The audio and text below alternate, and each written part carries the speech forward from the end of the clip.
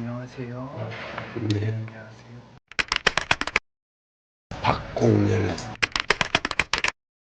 허리, 허리. 다리까지 아파버리니까 아, 허리까지 그래서 네, 오른쪽 다리까지 아프세요. 혹시부터서 밑에까지 다 아파요. 뭐 자유자재로 다니면 되는 거지 뭐.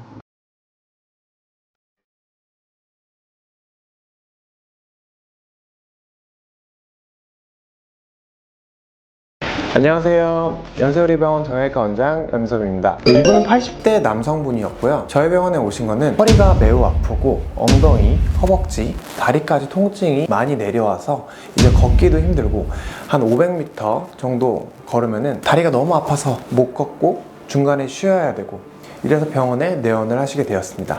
환자분의 엑스레이를 한번 같이 보겠습니다. 척추가 뒤로 빠져있는 모습을 보실 수 있겠고 2번, 3번의 공간이 많이 좁아져 있고 4번, 5번의 공간도 많이 좁아져 있는 것을 보실 수 있을 겁니다. 근데 이제 MRI를 한번 같이 관찰을 하시면은 앞쪽이 배고 뒤쪽이 등입니다. 네모난 게 척추뼈, 척추뼈 사이가 디스크, 그리고 그 뒤에 신경줄기가 이렇게 내려오고 있습니다. 신경줄기 뒤쪽에는 황색 인대가 있습니다.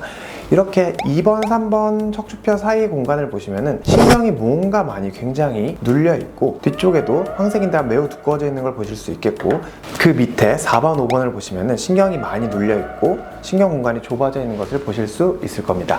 그래서 신경이 많이 눌려 있어서 환자분이 허리도 많이 더 아팠었던 거고 다리도 엄청 심하게 아팠던 것이었죠. 척추관 협착증이란 얘기 주변에서 정말 많이 들어보셨을 텐데 간단하게 설명을 드리면은 척추관 협착증은 노란 신경이 이 나가는 길목의 어디선가 막힌 게 바로 척추관 협착증입니다. 좁아져 있다는 얘기인데 이 신경 나가는 공간이 가운데서 좁아지거나 아니면은 관절부를 지나서 좁아지거나 여러 가지 분류가 있겠지만 환자분들께서는 쉽게 생각을 하면은 신경 나가는 공간이 좁아져서 신경을 눌러서 통증을 유발하고 굉장히 걷기도 힘들게 하고 다리에 힘도 잘 안 들어가게 하는 질환이라고 생각하시면 되겠습니다. 이렇게 척추관 협착증이 심했을 경우에는 처음부터 저희가 생각을 하는 것은 뭐 약물치료나 물리치료, 뭐 도수치료 등의 보존적 치료를 해볼 수 있겠고 또한 주사치료도 매우 좋은 치료가 될 수 있겠습니다. 이 환자분 같은 경우에는 주사도 많이 해보고 여러 치료를 많이 해봤지만 통증이 너무 심해서 이제 걷기 힘들고 허리도 너무 아파서 반응이 없었던 것이었죠. 그래서 그 다음 단계 치료인 비수술 치료로 풍선확장 신경성형술이라는 비수술 치료를 시행을 하게 되었습니다. 앞서 말씀드린 80대 남한분의 치료를 하기 위해서 영상을 한번 보겠습니다. 풍선확장 신경성형술은 꼬리뼈 쪽에 국소 마초를 한 다음에 카테터를 꼬리뼈 쪽으로 삽입을 하게 됩니다. 카테터를 넣어서 신경 눌려있는 레벨로 올라가서 신경 눌려있는 부위에 카테터 끝에 달려있는 풍선으로 풍선 확장을 해서 신경 눌려있는 것을 어느 정도 풀어주고 약물을 투여하고 직접적으로 이렇게 치료를 하는 치료가 되겠습니다. 이분 같은 경우에도 먼저 신경이 눌려있는 부위를 풍선을 확장해서 신경 눌려있는 것을 풀어주고 약물 투여하고 나오는 치료를 시행을 하게 되었습니다. 안녕하십니까. 예. 아이고, 안녕하세요. 예. 네, 앉으세요. 여기 앉으세요. 강서에서 일단 오시느라 고생 많으셨을 텐데 예전에 비해서 시술을 하고 나서 그래도 좀 편해진 게 있긴 있어요. 허리가 많이 편하죠. 좋아지셨어요. 예전에 비해서 허리랑 다리 아픈 거는 꽤 좋아졌어요. 근데 그때도 제가 한번 말씀드렸듯이 이게 많이 좋아지려면은 사실은 시간이 조금 걸려요. 시간이 한두 달 이상 걸리고 더 걸리는 분들도 있는데 근데 하고 나면 분명히 편해지긴 하세요. 그래서 예전에 그런 허리 아픈 거라든지 다리 통증 내려가는 거 이런 게 뭐 지금 절반 이상 좋아지셨다면 다행이고요. 예, 수치로 정확히 말하는 좀 그렇죠. 거의 허리 아픈 것은 괜찮고 다리만 조금 더 다리가 좀 더 아프시고 다리가 좀 아픈 거는 역시나 시간이 좀 필요한데 사실 뭐 비수술 치료를 한다고 안에 있는 구조물이 엄청나게 바뀌거나 저희가 뼈를 갈아내거나 뭐 디스크를 떼어내거나 이렇게 한 시술은 아니에요. 근데 신경 눌린 거 좀 풀어주고 약물 투여하고 나오는 이런 시술인데 하고 나면 분명히 편해지는 건 생기고 그러다 보면 이제 좋아지거든요. 지금 허리 이렇게 시술을 하고 나서는 원래는 제가 허리 근력 강화 운동을 제가 알려드려요. 아마 예전에 보셨던 적 있으실 거예요. 버티는 거예요. 이렇게 버텨서 배에도 힘이 들어가고 이 코어 근육에 힘이 들어가거든요. 저걸 한 번 할 때마다 한 30초에서 한 1분 정도를 버텨야 돼요, 사실 할 때. 아, 예, 예. 네. 다리 힘도 어느 정도 좀 편해지세요, 지금? 아, 많이 편해졌어요. 다리 힘을 좀 걸을 수 있으니까 걸을 수 걷지는 있는 거? 못했는데 네. 힘이 안 들어가 걷지는 못했어요. 네, 힘 들어가서 걸을 수 있게 되셔도요. 예. 무릎 자체가 사실 또 무릎도 안 좋으시잖아요, 지금. 예. 또 아까 이렇게 말씀드렸듯이 무릎도 운동을 하는 건 도움이 돼요. 저희도 영상이 있으니까 예. 영상 이렇게 보내드리고 운동하시라고 말씀드리거든요. 제가 허리랑 무릎 근력 강화 운동하는 거 영상을 다시 한번 보내드릴게요. 네, 오늘 치료 잘 받고 가시고요. 네, 감사합니다. 네. 네, 이 환자분과 같이 협착증을 앓고 계신 분들 굉장히 주변에 많을 텐데 협착증에 대해서 간단하게 말씀을 드리도록 하겠습니다.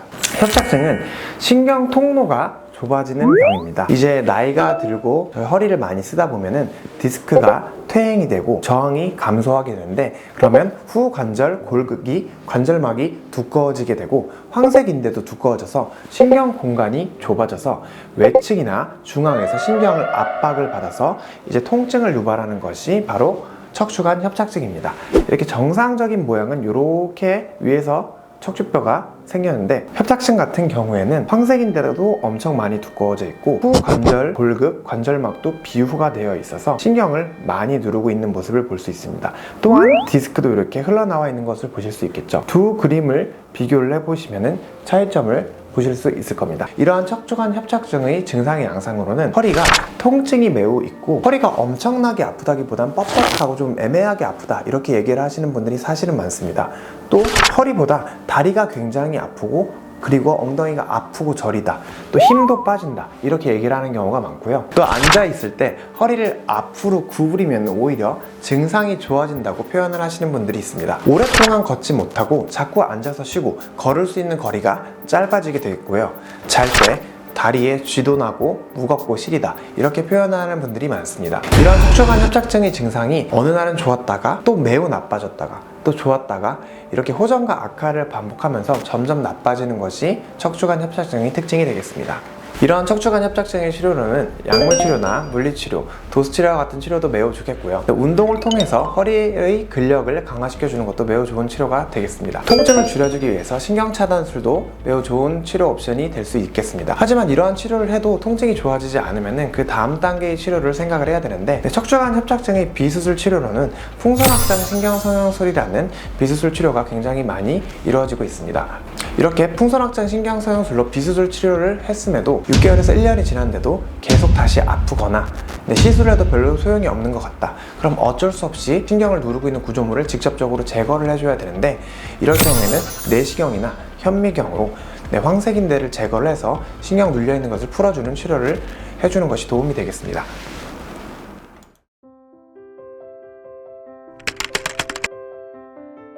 허리가 그냥 아파서 그냥 저런 걸음 잘 못 걸 정도지. 좋아졌어요. 완전 좋아졌어요. 예, 다 왔어요. 당연히 움직이고 산에도 가고 싶고 등산도 하고 싶죠. 원장님 지금 최고지. 다 잘하시고 또 잘 움직이세요. 그리고 나이도 젊고 그래서 기백이 있어요. 예, 아우 잘 알려주세요. 너무 친절하시죠.